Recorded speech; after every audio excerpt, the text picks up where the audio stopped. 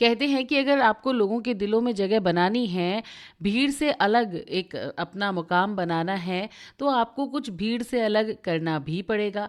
और ऐसा ही कुछ मुझे लगता है हुआ नाटू नाटू गाने के साथ भी। इसीलिए तो ये भीड़ से अलग गाना बना और ऑस्कर जीत लाया भाई अपने भारत के लिए। आज आरजे बबीता आपके साथ वीडियो फॉर्म में नहीं, ऑडियो फॉर्म में आई है। अब यूट्यूब पॉडकास्ट भी तो करना चाहिए ना हम लोगों को। तो भाई लव यू ज़िंदगी आरजे बबीता के इस चैनल पर आप सभी का वेलकम है और आज हम नाटू नाटू गाने पर ही बात करेंगे। 4 मिनट 35 सेकंड का गाना है ये। आप सोचिए लिखने में कितना टाइम लगा होगा। सोचा कि नहीं सोचा? अच्छा चलिए मैं ही बता देती हूँ कि इसको गाने को लिखने में कितना टाइम लगा था। 90% ये गाना सिर्फ और सिर्फ आधे दिन में तैयार हो गया। लेकिन फिर 10% गाने का क्या हुआ?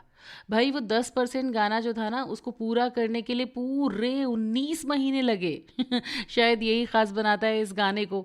तो इसका जो ओवरऑल समरी है वो तो यही है। लेकिन और भी बहुत सारी चीज़ें हैं जो इस गाने को खास बनाती हैं। आपको पता ही है कि ये फ़िल्म RRR का गाना है। तेज़ बिल्कुल एकदम रिदमिक सॉन्ग है, लय में है। कहीं न कहीं जब भी आप इस गाने को सुनते हो तो झूमने और नाचने पर मजबूर हो जाते हो। भले ही इसका हुक स्टेप ना कर पाओ, लेकिन कोशिश ज़रूर करते हो।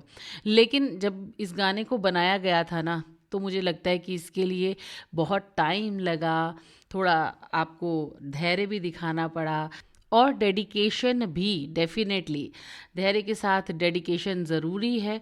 और वो जो संकल्प होता है ना कि हाँ भाई मुझे कुछ बेहतर बनाना है, मुझे कुछ अच्छा बनाना है। तो इस गाने की कहानी भी कुछ बेहतरीन करने की ही थी। अब फिल्म के निर्देशक एस रामाजोली गाने के ज़रिए साल 1920 के सामाजिक आर्थिक हालात के बीच दोस्ती की कहानी को बयां करना चाहते थे। और इसके जो राइटर थे चंद्र बोस ने इसके लिए 20 गाने लिखे थे। और उन 20 गानों में से नाटू नाटू ये गाना फाइनल हुआ आखिर में। अब इसको इतिहास ही रचना था मुझे लगता है, तभी ये गाना आया एंड में आकर फाइनल हुआ। और चंद्र बोस की अगर बात माने तो गाने का जो 90% हिस्सा था वो तो आधे दिन में तैयार हो गया, लेकिन फिर 10% को 19 महीनों में लिखा गया। और अब उनके सामने एक बहुत बड़ी चुनौती भी थी। 1920 के दौर को ध्यान में रखकर उनको धुन तैयार करनी थी, लेकिन ज़रूरी ये भी था कि मौजूदा दौर में ये कहीं भटका हुआ सा, लेथार्जिक सा, बेस्वाद सा ना लगे। तो सारी चीज़ें दिमाग में रखकर इस गाने को तैयार करना था। अब ये गाना तो उन्होंने तैयार कर लिया, लेकिन अब इस पे स्टेप्स कौन से होंगे? तो हर किसी के लिए कुछ ना कुछ चैलेंज था इस गाने में। तो कीरवानी के बाद कोरियोग्राफर प्रेम रक्षित के सामने रामाजोली ने एक चुनौती रखी कि उन्हें ऐसे स्टेप्स चाहिए जो दो दोस्त एक साथ कर सकें। बिल्कुल अपने वीरू और जय जैसे? नहीं भाई नहीं, इसमें तो स्टेप्स चाहिए थे। लेकिन ये स्टेप्स इतने पेचीदा ना हों, यानी कि इतने टफ ना हो कि दूसरे जो लोग हैं वो उसको दोहरा ना पाएँ, यानी कि हुक स्टेप हर कोई कर पाए। तो रक्षित जो थे इसके कोरियोग्राफर, गाने के हुक स्टेप को इस कसौटी पर खरा बनाने के लिए उन्होंने 2 महीने में 110 मूव्स बनाए। और आखिर में आप सबके सामने नतीजा है कि ये किस तरीके से इसका जो हुक स्टेप है आज हर कोई कर रहा है। नॉट इवन हमारे इंडिया में, बल्कि मैं तो इंडिया के बाहर की जो रील्स देख रही हूँ ना, उसमें भी इस गाने को विदेशी लोग भी बड़े मज़े से डांस कर रहे हैं, बड़े इंजॉय करके डांस कर रहे हैं। हालांकि मैं एक बार भी इस गाने पर बहुत अच्छे से डांस नहीं कर पाई, क्योंकि इतनी अच्छी नहीं हूँ मैं डांस में। बट आई नो कि जब भी ये गाना बजता है तो आप लोग ज़रूर डांस करने पर मजबूर हो जाते होंगे, है ना?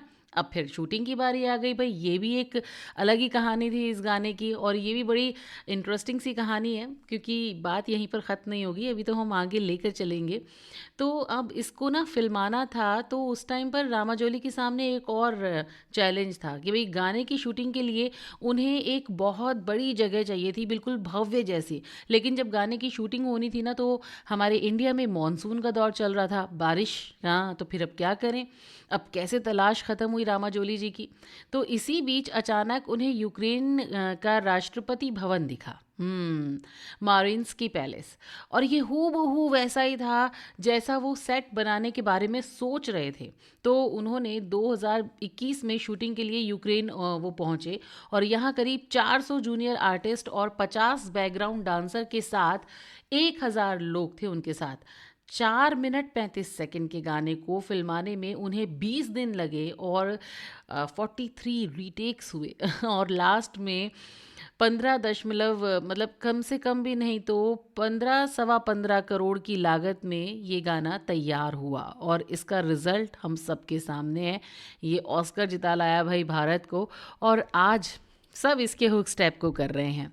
तो जो इस गाने में आप एक फाउंटेन देखते हैं, वो भी यूक्रेन के राष्ट्रपति भवन में जो फाउंटेन है, फव्वारा है, वही है। तो ये कुछ इंटरेस्टिंग सी बातें थी जो मैंने अपने यूट्यूब चैनल पर आपको बताई। तो आरजे बबीता इंस्टाग्राम पर आपको मिलेगी और यूट्यूब पर भी।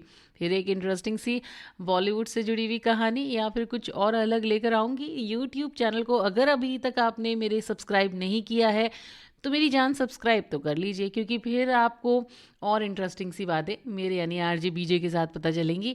और क्या करना है आपको, सब्सक्राइब के साथ साथ अगर पसंद आया है मेरा ये जो इन्फॉर्मेशन है, ये मेरा अंदाज़ आपको पसंद आया है, तो कमेंट करिए, बताइए और लाइक भी कर दीजिएगा। थम्स अप नहीं तो फिर आपकी मर्ज़ी है, जो भी आप देना चाहें, थम्स डाउन भी, बट हाँ अपने रिएक्शंस ज़रूर दीजिएगा। और अगर बहुत अच्छा लग गया हो, अपने गर्लफ्रेंड को सुनाना हो या फिर अपने बॉयफ्रेंड को बताना हो, तो उनको शेयर भी कर सकते हैं। और अभी मैं चलती हूँ, फिर आपसे मुलाकात करने आऊँगी जनाब। तो यूट्यूब चैनल पर बने रहिए और सुनते रहिए आरजे बबीता को।